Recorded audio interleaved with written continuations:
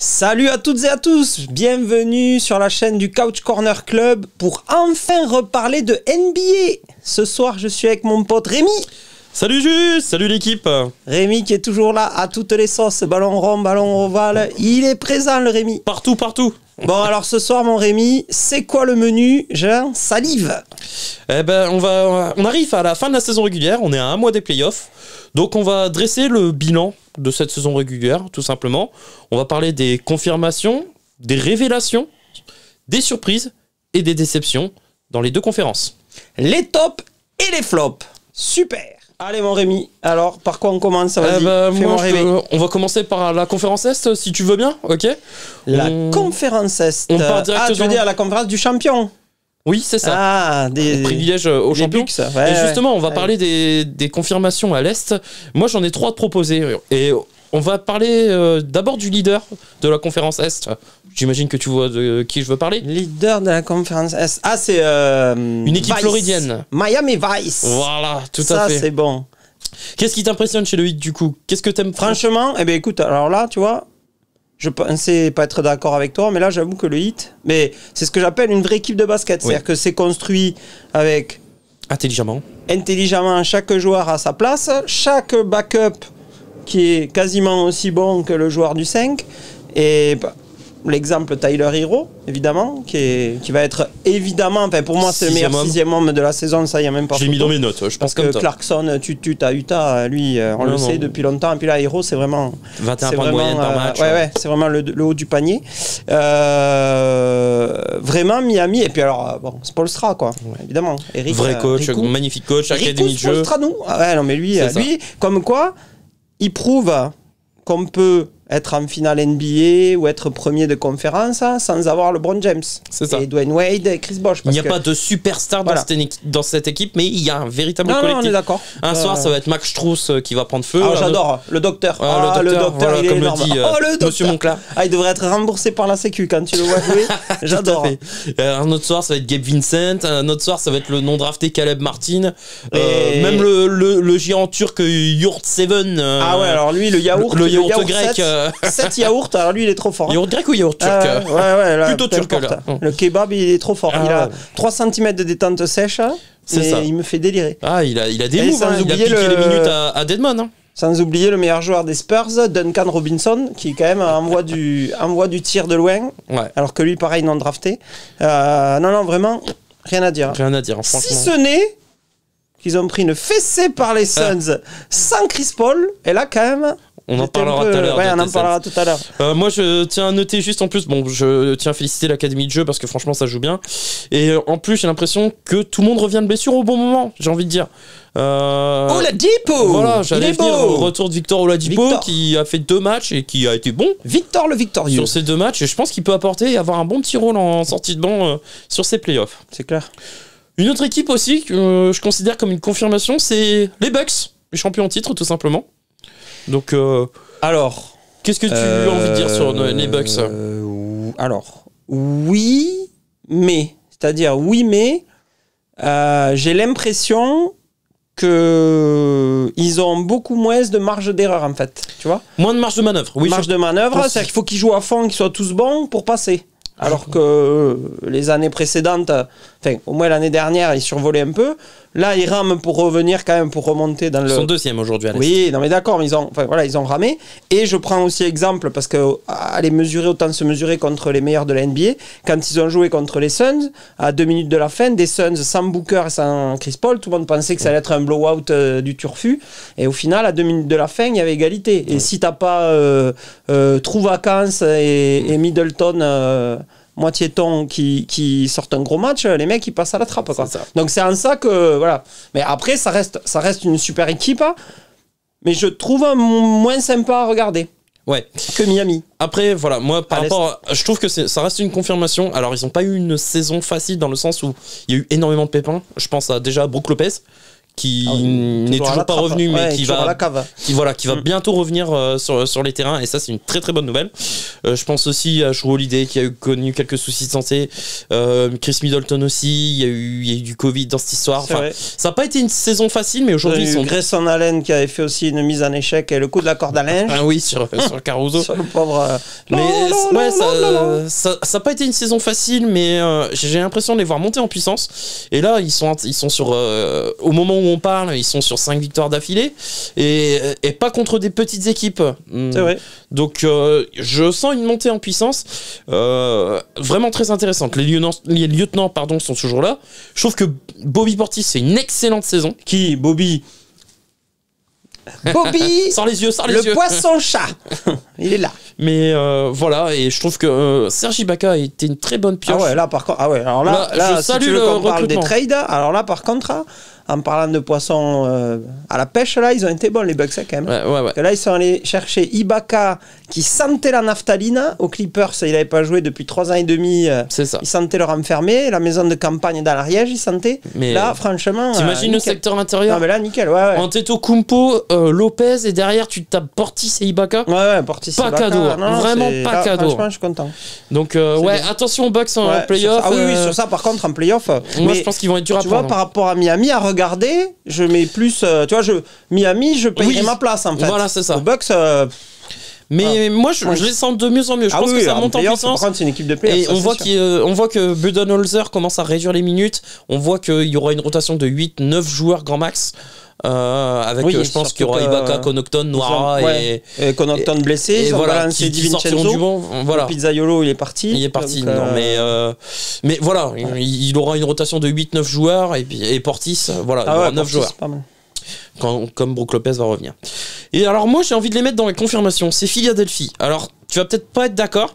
Moi je trouve que ils font une super saison quand même. Sans compter que Ben Simmons ne jouait pas. Aujourd'hui ils sont 3e à l'Est. Ils ont rajouté une pièce qui n'est pas rien, James Harden, dans l'équation. Enfin justement, moi ça m'emmerde en fait. Je préférais quand ils jouaient avec Tobias Harris, Seth Curry, qu'ils avaient une vraie équipe autour d'Embiid. Là maintenant, comme partout, chaque fois que tu mets Harden quelque part, alors évidemment tu sais qu'il va y avoir des step back à 3 points et 10 ou 12 passes décisives, mais par contre, combien de dribbles et combien d'actions où il croque. Et regarde Tobias Harris depuis qu'il est arrivé, on dirait ma mère. Oui. Tobias Harris, il joue, on dirait un zombie. Et c'est Zombieland, il prend 3 tirs par match. Et il sait que l'autre il le regarde faire des crosses et moi en fait voilà, Harden, alors évidemment j'ai jamais caché que j'aimais pas Harden, c'est un super joueur mais c'est un joueur de 1 contre 1. Le jour où il y aura une ligue NBA à 1 contre 1, c'est sûr qu'Harden sera champion. Et là pour l'instant en concurrence avec Kyrie. Oui voilà, au final ça sera ça, mais au bout d'un moment, moi si tu veux, collectivement et pareil à regarder jouer en tant que spécialiste basket et en tant que basketix, tu vois ce que je veux dire, pas être obligé de décortiquer une action pour comprendre ce qu'ils font.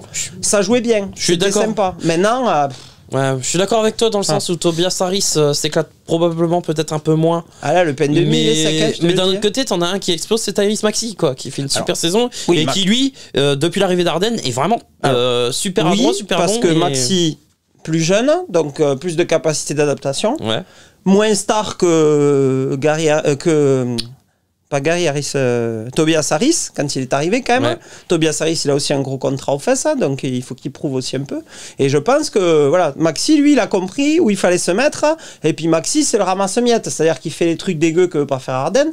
Du coup, Harden, il le prend sous son aile, tu vois. Alors que Tobias Harris, il est concurrent direct. Et je pense que ça, mettre de la concurrence entre joueurs, c'est bien pour l'émulation, tant que c'est de l'émulation. Quand ça devient de la concurrence, vraiment, que les mecs ils se tirent dans les pattes, franchement, alors, je reste sur le match de cette nuit contre les Nets, où ils se sont fait pulvériser parce que ils ont joué chacun à leur tour. Oui, et ils ont pas joué en équipe. Harden a été dégueulasse. Voilà, Harden, il fait 0 sur 14 à 2 points.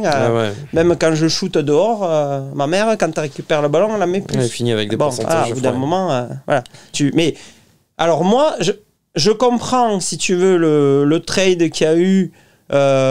Tu t'échanges un mec qui court pas et qui joue pas contre Harden.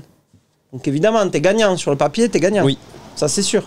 Même si, non, mais t'es gagnant. Le mec qui était au bout du banc. Il aurait jamais joué, il voulait pas. Donc là, évidemment, t'es gagnant. Il n'y a pas besoin d'avoir fait bac plus 30. Mais, au niveau basket et au niveau entité Phila Sixers en équipe, comme partout est passé Harden. Si ça avait fonctionné, Harden dans une équipe, il aurait été champion 3 fois. Pour l'instant, il est à la Pour trappe. l'instant, il y a 0 bague. Donc voilà, les bagues, il les a mais aux dents, les bagues, il les a pas aux doigts. Bon, voilà. Donc, évidemment, moi, et alors, j'ai peur que ça casse la dynamique Embiid, qui était en pleine bourre pour être MVP, parce que là, il était chaud pour être MVP. Et en plus, l'équipe gagnait. Donc, pour l'instant, on ne sait pas, il reste quoi, 10 matchs Là, c'est la première défaite depuis que Harden est arrivé au Sixers. Oui, Rémi, on est d'accord, c'est ce que je te dis, on ne sait pas. On Mais sait pas. voilà, il reste quoi, 7-8 matchs avant les playoffs, là? Une dizaine? Il y a un mois, ouais, une dizaine de Une matchs. dizaine de matchs, on va voir. On verra on fera le bilan. Premier match d'Arden et dernier en saison régulière et on verra, les stats d'Embiid aussi. On verra et on surtout verra en les stats playoff des autres. on verra surtout en playoff si Harden ne check pas Évidemment. comme ça lui est arrivé Mais- parfois. Quoi. Voilà. Mais, et puis quand on voit qu'il passe au travers, Harden, parce que là, au dernier match contre les Nets, là, il sert à rien. Ouais. Non, c'est sûr. Bon. Bon, après, moi, voilà, je suis plutôt satisfait de la saison de Philly. Je trouve que même avant le trade d'Arden, ils se débrouillaient très bien, sachant qu'il leur manquait une de leurs rostas. Donc voilà. Ok. On va passer aux révélations. Les Bulls. Moi, je considère les Bulls comme une révélation. Ils ont fait un recrutement intelligent, un effectif complémentaire. DeRozan fait une saison de MVP. Il est fantastique. J'ai l'impression que tout le monde a trouvé son rôle. Oui. Sur la saison régulière, oui. Sur même, je dirais, avant le All-Star Game, oui. Mais il leur manque des pions qui étaient importants. Lonzo Ball et le chanteur et Caruso. Ouais. Ça, c'est des mecs quand même qui justement prenaient des rebonds, filaient des ballons, jouaient vite, permettaient de jouer vite aussi. Et là, depuis, ils marquent un peu le pas. Et puis, franchement, avec les joueurs qu'ils ont, pour aller en playoff, c'est léger, quoi. Voilà, Vooch en playoff, il va exploser comme un popcorn. Je l'adore, hein. Mais c'est pas des joueurs. T'as pas d'impact player, quoi. T'as pas de Bismack Biyombo qui vont aller au charbon. Alors ils ont pris Tristan Thompson. Et c'est son jumeau maléfique, quoi. Ouais. Le mec qui fait des airballs lancés francs, il met plus un panier. J'ai vu un échauffement, il envoie des fricasses. Physiquement, quoi. Ouais. Et enfin, on dirait moi quand je me lève le matin. Il a tout qui couine, il faut qu'ils mettent de l'huile là. Donc à l'intérieur, ils vont se faire concasser. Alors après, oui, j'adore. Hein. Par contre, j'entends bien ce que tu me dis. Mais là, à l'instant T, parce que là on parle, on prépare les playoffs en fait. Franchement, la dynamique n'est pas bonne. Mais Caruso va revenir tout juste de blessure comme Patrick Williams. Lonzo Ball n'est pas encore revenu. Voilà. Oui, il faudra faire attention au premier tour. Ça va pas être simple. C'est ça. Suivant sur qui vont tomber au premier tour. Parce que les Nets, ils jouent avec. Aujourd'hui, ils sont 4e, ils affronteraient le 5e. Donc, le 5e, pour l'instant, c'est Cleveland ou Boston. Ouais, voilà. Ça serait Cleveland. Pas match, pas facile. T'es pas à l'abri que ça soit les Nets non plus. C'est ça que je veux te dire. S'ils remontent. Parce que les Nets, là, ils vont le faire, ils savent le faire. C'est ça. Mais je suis d'accord avec toi. Mais bon, ils sont en apprentissage, c'est la première année où ils sont tous ensemble. Révélation en termes de saison régulière. Moi déjà, franchement, je pense que je les avais mis seulement en play-in. Je m'attendais pas à ce que la défense fonctionne aussi bien et que ça match direct. Oui, et puis ils font une belle saison. Lavigne et DeRozan arrivent à jouer ensemble. C'est un peu chacun son tour. Honnêtement, voilà, l'objectif des Bulls cette année, c'était de faire les playoffs. Ils vont les faire et c'est tant mieux. Et là, ce sera de l'apprentissage. Et même s'ils échouent au premier tour, moi, je considérerais que. Et Bryant Blanc, j'adore. Kobe White, j'adore. Il paye pas de mine. On dirait le chauffeur du bus, mais par contre, il envoie sur le terrain. J'adore. Une autre révélation, c'est les Cavaliers. Ah oui, évidemment. Alors là, non seulement c'est les Cavaliers en tant qu'équipe, mais c'est Garland et le DJ Moby. Non, Mobley, merde, c'est pas le même. C'est Mobilette. C'est deux jeunes qui cristallisent en fait tous les rebuts de l'NBA que personne ne voulait. C'est ça. Parce que là, quand tu regardes le roster, quand on dit que la NBA c'est une ligue de petits qui veulent pas les grands, en fait tous les intérieurs ils les ont envoyés à Cleveland. C'est ça. Quand tu regardes Kevin Love, Jarrett Allen, Mark Cannon, le monteur de meubles. 2-11. Le cousin Ikea. Ouais, cousin. Bon, sauf qu'il est finlandais, Mark Cannon. Non, mais bon, peu importe, l'Eskimo. Tous ces mecs-là, en fait, ils ont un roadster pour aller cueillir des cerises. Hein, mais alors, par contre, pour les fraises, ils vont être emmerdés. Sauf que du coup, la blessure de Sexton, la blessure de Rubio. Le transfert de Rubio pour le vert qui est blessé aussi. Voilà, le vert.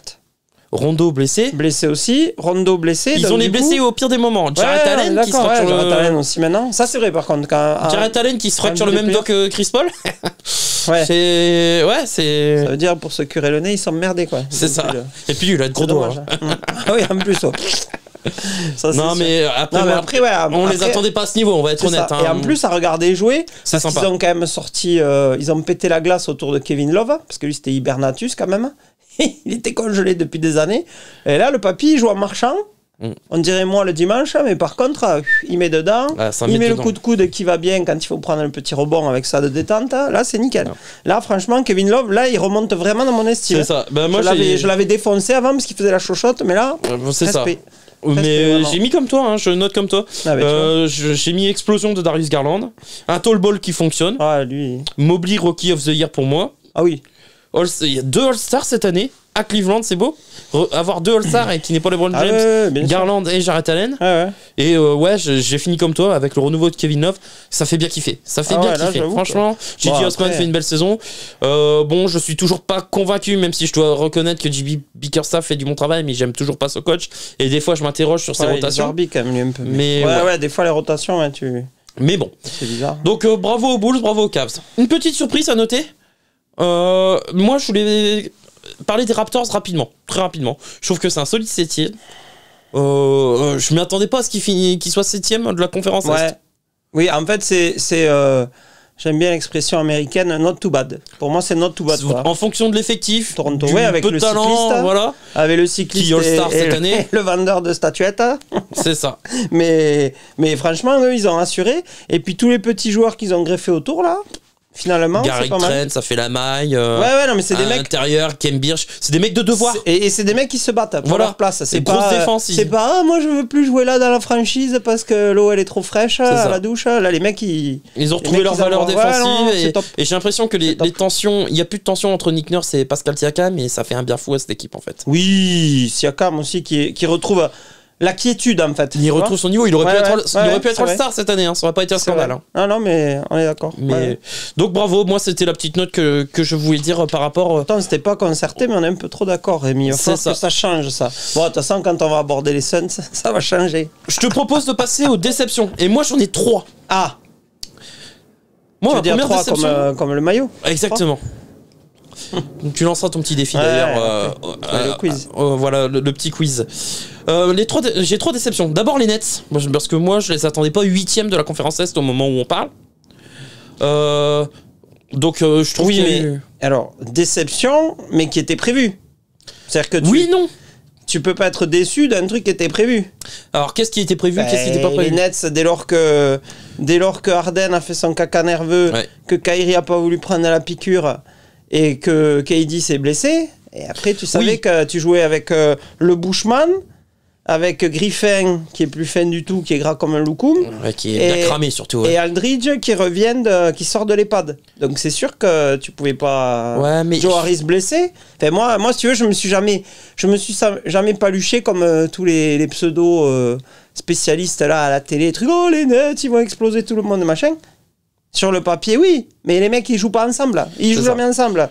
Donc tu peux pas gagner. Moi je suis pas. Par contre, là où je te rejoins, c'est que si avec l'équipe au complet là, quand ils arrivent, au complet, Simmons qui va reprendre bientôt, on espère à la fin de la semaine prochaine a priori. Ils ont annoncé là tout à l'heure. Bon, si là ça passe pas 2 tours de playoff, là oui je serais déçu. Ok. Ouais, je pense comme toi. Bon, ils ont eu pas mal de circonstances. Il y a eu le mélodrama à Harden, Kyrie qui est un joueur à mi-temps. Ah oui, là. KD qui a été blessé. Et Joe Harris, on n'en parle pas, mais Joe Harris blessé toute la saison. Des joueurs cramés, je pense à Blake Griffin. Et moi, ce qui me saoule en fait, c'est que je vois aucune cohésion d'équipe. Pas de défense, et Steve Nash me demande à quoi il sert dans tout ça en fait. Il n'y a pas de plan de jeu. Alors, donc, déjà, Steve Nash, la défense, c'était à peu près comme moi le shampoing, si tu veux. C'était pas son truc numéro 1. Oui. Donc, après, en principe, tu coaches à peu près comme tu as été joueur. Donc, c'est pour ça que ça court, que ça tire de partout. Ouais, mais t'as le droit d'être entouré, t'as le droit d'avoir des idées quand même. Parce mais d'accord. Mais bon. Il a été joueur NBA, donc il pouvait se cacher en défense. Il a Amaresto de Maillard aussi. Ouais, d'accord, mais tu peux chercher des spécialistes en défense. Moi, je trouve qu'il sert à rien en fait. Il sert à rien. Gérer C'est les un égos. Non, mais même gérer les égos, il a pas pu parce ça, que par contre, il y a eu le mélodrama entre Kyrie et Harden. On voit que toutes les filles qui sortent. Et en fait, je me demande à quoi il sert. Il sert à rien. C'est la pom-pom sur le banc et même en tant que pom-pom, il est nul. Si, au parce qu'il micro, applaudit il est personne. sympa. Au micro, c'est bien après les matchs et puis il est double MVP. Donc, Ouais, super, ok. donc pour une ville comme Brooklyn, c'est un peu. Bah, des double MVP, c'est je suis un peu sûr le qu'on peut en PSG trouver un de la peu partout NBA, en quoi. tribune. On n'est pas obligé d'avoir Steve Nash sur le banc, quoi.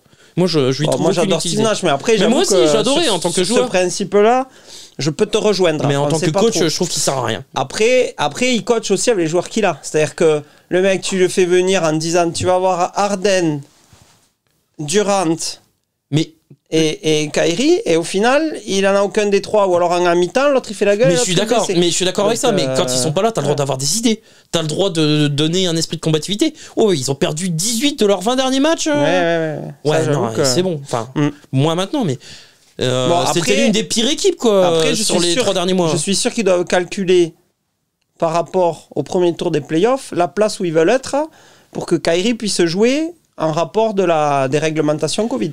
Je pense Peut-être. qu'il y a ça aussi. Parce que là, les mecs, maintenant, s'ils le font pas, c'est qu'ils sont dans la ZEP, On par verra. contre. Bah, enfin, je Parce que là, ça changera va pas à falloir New qu'ils York. fassent gaffe parce qu'ils affrontent pas Toronto, hein, parce qu'il Eh oui, y aura parce que c'est toujours ça, pas en le fait. Là, Toronto. tu vas jouer à Toronto. C'est ils un jouent jeu à New dangereux auquel ils jouent s'ils font ça. York. On est d'accord.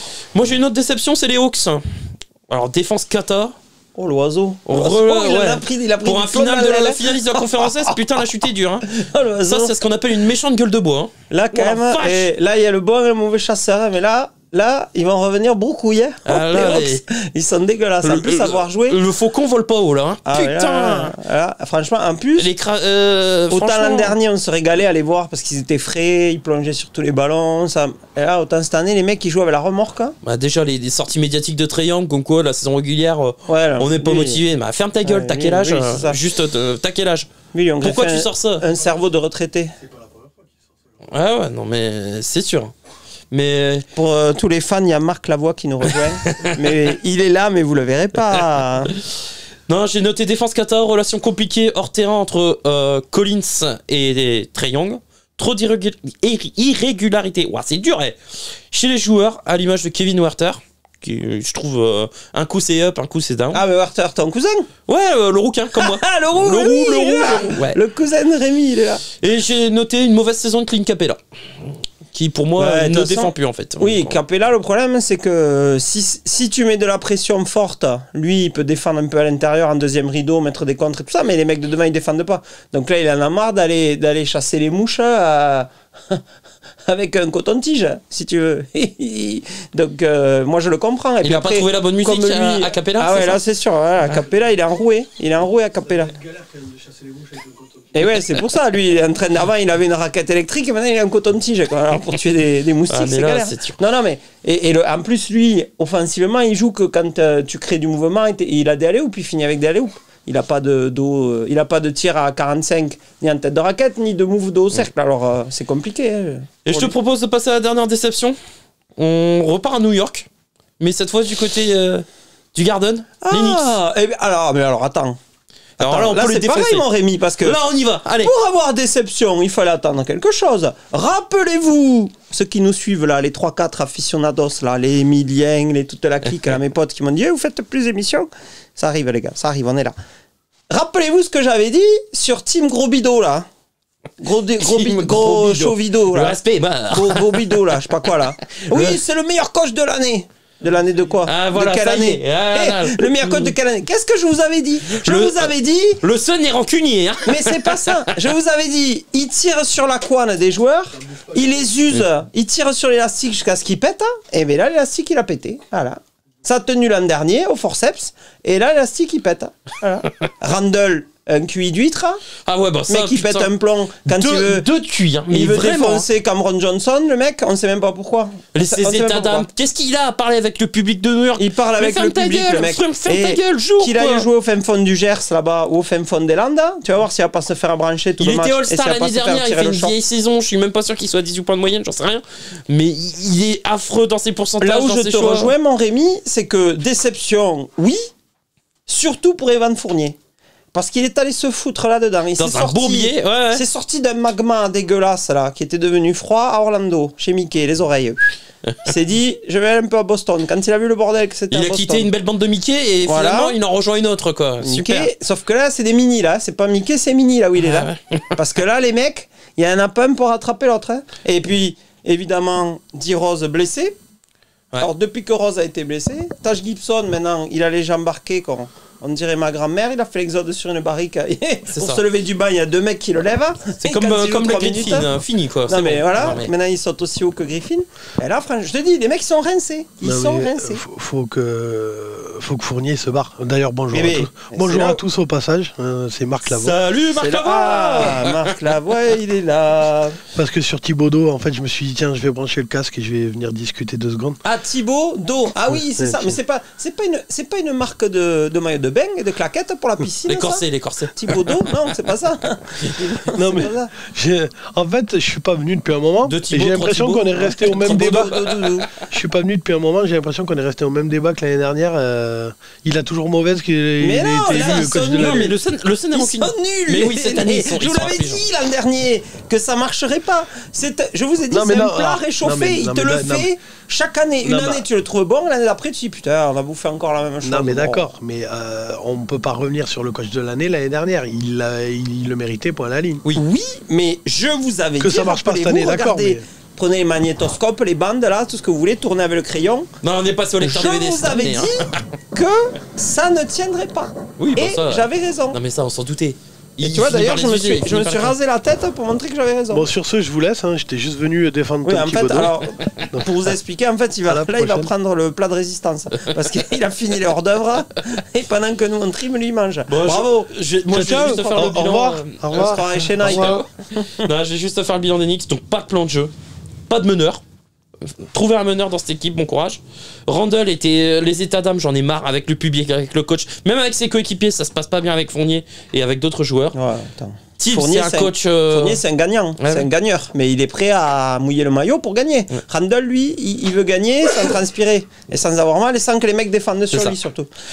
Tibbs, Thibaudot, c'est un coach hors du temps. C'est plus pratique si les mecs défendent pas. Oui, justement, ouais, mais. Et je sais pas comment ça. Et ouais, et ce que je regrette, et franchement, les Knicks, avoir joué, c'est dégueulasse. Il n'y a aucune passe D, c'est que de l'ISO. C'est un coup, c'est R.J. Barrett, un coup, c'est Julius Randle. Enfin, franchement, c'est moche. René Jacques Barrett. Franchement, si vous voulez vous faire chier, regardez les Knicks. Tu sais, ah ouais, là, si tu veux dormir, et puis là, par contre, vu le prix de la place au Madison, hein, en partant, quand t'as vu jouer les Knicks, tu peux partir avec un morceau de chaise, un short. ou un maillot d'un joueur, hein, parce qu'au prix où t'as payé pour voir ça. C'est triste à dire, mais je m'éclate plus en regardant les Rockets, le Magic ou Détroit. Ah oui, c'est incroyable, hein. Je pensais pas dire ça, hein. Mais je m'éclate plus en regardant ces 3 équipes que regarder New York. Mais Détroit avec Richie Cunningham là, et ça joue mieux, au moins. Oui, avec le cousin Kaïd là, le cousin Richie Cunningham, au moins, il annonce des trucs, les mecs ça tourne, ça joue l'extra passe. Au Knicks, c'est affreux. Au Knicks, j'aimerais bien. Des fois, moi, aux entraînements, quand je veux faire chier les joueurs qui font trop de dribbles, là, je fais 5-5 sans dribble. Ah, je peux te dire, hein, les mecs, il faut qu'ils se démarquent, et puis il faut qu'ils fassent des passes. Là, tu ferais jouer les Knicks, ça durerait 3 minutes à l'entraînement, les mecs, ils se barrent. Ils savent pas jouer sans me faire 500 dribbles entre les jambes. C'est affreux. Affreux. Ouais. Enfin voilà, le petit bilan de la conférence Est. Ça a été intense, hein, dis donc. Ouais, par contre, mon Rémi, là, on va se faire défoncer. Parce que pour faire l'Ouest, hein, il reste 3 minutes. Alors là, Marc Lavoie, il fait les gros yeux. Ah ben ouais, on a fait que l'Est, là. Marc Lavoie, il fait les gros yeux, il va nous foutre dehors. Il va éteindre. Bon, et bien, mon Rémi, t'as quand même bien bossé sur l'Est. C'est ça. C'était quand même... Et puis alors, tu vois, sans se concerter, on était plus ou moins d'accord. Je pense que pour l'Ouest, ça va changer, mon Rémi. Mais avant de passer à l'Ouest, dites-nous... ce que vous pensez, si vous êtes d'accord avec nous par rapport aux confirmations, révélations, surprises, déceptions, laissez-nous des commentaires, voilà, donnez-nous vos avis. Tom Thibaudot, si tu nous regardes, rase-toi les têtes, rase-toi les cheveux. Donc du coup, on se retrouve pour une prochaine émission et on parlera de la conférence Ouest. Ah oui, on se retrouve sur le Couch Corner Club NBA pour parler de l'Ouest. C'est fini pour l'Est. À bientôt. Ciao, ciao. Sport, Fun and Trash Talk, c'était le Couch Corner Club avec Rémi. Salut les gars.